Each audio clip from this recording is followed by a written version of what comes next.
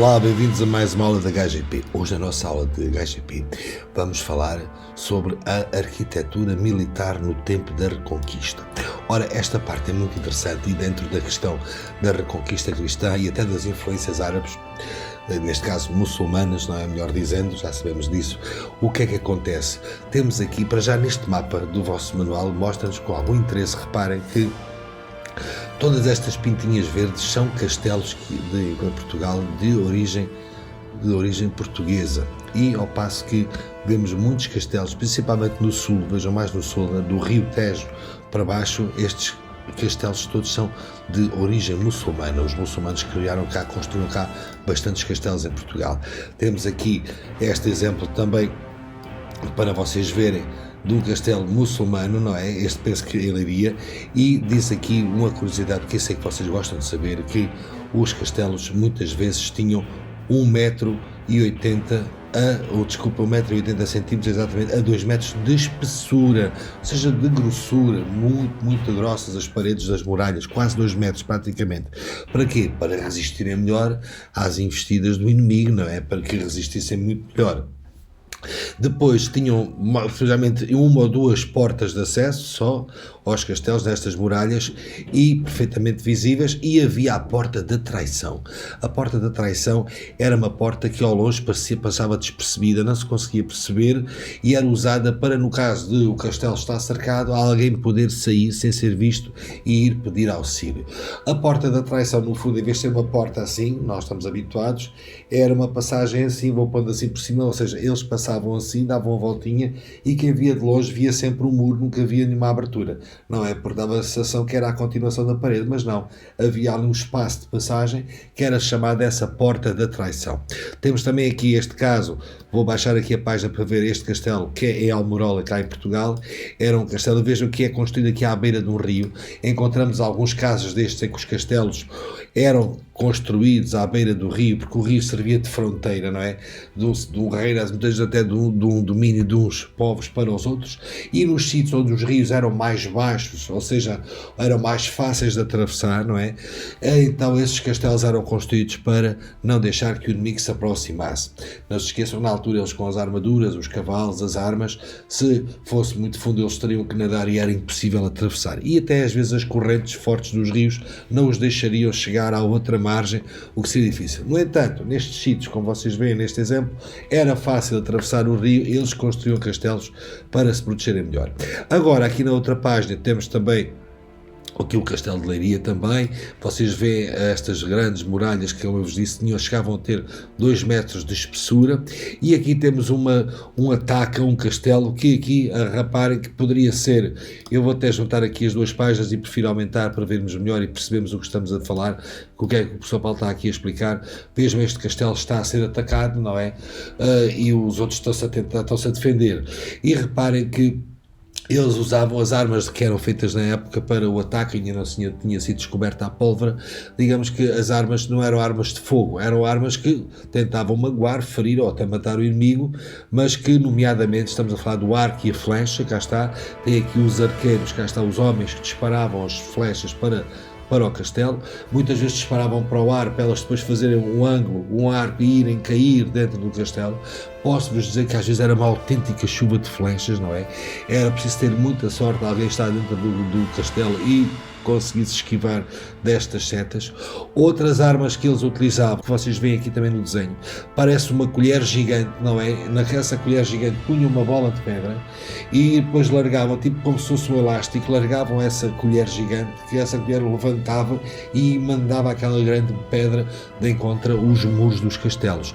Esta ideia desta arma não era propriamente matar, era mais destruir os muros para que eles conseguissem entrar dentro do castelo.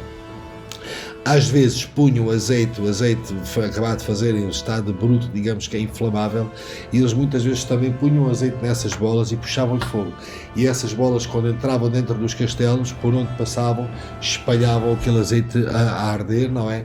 E que espalhava fogo por todos os lados. Não se esqueçam que dentro dos castelos havia muitas coisas em madeira, havia o feno, a palha dos cavalos, dos bois, das vacas que as pessoas tinham dentro dos castelos.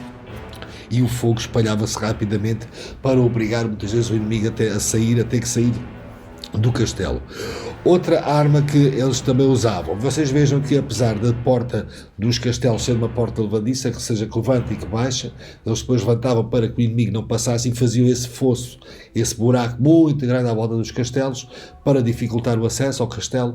Eles aí nesta imagem, vocês vejam neste desenho que eles põem uma plataforma de madeira para conseguirem chegar à porta do castelo. E se repararem, está aqui um grande tronco a ser empurrado por vários homens, era um tronco grande de madeira, muitas vezes à ponta era colocado um bocado de pedra ou até uma chapa de ferro para ser ainda mais dura, porque vocês sabem que a madeira é batida, pode ser mais mole, para tentarem arrebentar com a porta dos castelos. Esta arma chamava-se um ariete, era um ariete, e esse até está protegido com essa casota, vejam que está dentro dessa casota com rodas, porque se repararem lá de cima do muro, lá de cima do castelo, os outros estão a mandar azeite a ferver cá para baixo para queimarem os outros. Eles dentro dessa casota estavam mais protegidos e não apanhavam com azeite. Às vezes os alunos perguntam assim, professor, mas o azeite poderemos considerar uma arma de fogo? Era usado como arma, não podemos dizer que é uma arma de fogo. Uma arma de fogo é algo que foi pensado, foi construído exatamente para uma batalha, para uma guerra, para fazer mal ao outro, não é? Porque isso há muitos objetos do dia a dia que nós podemos usar como arma, mas não dizemos que não os consideramos armas. Por isso, digamos que o azeite não é uma arma, era utilizado com este fim, neste sentido, para prejudicar o inimigo. Assim como as escadas, que vocês também têm aí, eles a tentarem subir por umas escadas para entrar nos muros do castelo, lá dentro e lá em cima, não é? Reparem, não podemos dizer que a escada é uma arma. Era utilizada também com esse fim. Para terminar, aqui, uma coisa que também não era propriamente para fazer mal fisicamente, digamos fisicamente ao inimigo, magoá-lo ou matá-lo, mas que foi pensada, temos que a considerar uma arma, porque foi pensada para os ataques, eram as torres de cerco ou a torre de assalto, que era uma torre grande, gigante, alta, muito alta, com umas escadas lá por dentro, que tinha umas rodas, e que muitas vezes, dias antes do ataque ao castelo, elas eram construídas não muito afastadas do castelo e depois eram empurradas e levadas, e como elas eram muito altas, ficavam ao nível, digamos, das torres, das muralhas dos castelos. Eles depois subiam lá por dentro das escadas e tentavam invadir o castelo e saltavam lá por dentro. Era a chamada torre de assalto ou de cerco, como quiserem. E este era o tipo de batalha que se fazia. Aliás, não quer dizer que neste exemplo sejam os cristãos que estejam dentro ou fora do castelo, ou os muçulmanos, a mesma coisa. No entanto, os ataques aos castelos e as batalhas eram feitas assim. Claro, depois também havia as espadas, não é? Eles manobrarem a espada e que tentarem dessa forma também de liquidar o inimigo. Uma curiosidade ainda, antes que me esqueça, havia estas janelas pequeninas que vocês veem aí, muito estreitinhas nos castelos, que às vezes vocês podem dizer, mas estas janelas são tão estreitinhas, não deixam entrar luz nenhuma. A ideia não era que entrasse luz, eram as chamadas seteiras, ou seja, lá dentro estava um indivíduo com um arco e uma flecha a disparar para os inimigos, cá fora disparar flechas, com a ideia de acertar nos inimigos. Quem estava do lado de fora teria, pela dificuldade também da distância, tinha dificuldade em conseguir acertar dentro daquele buraquinho e matar o indivíduo que estivesse lá dentro.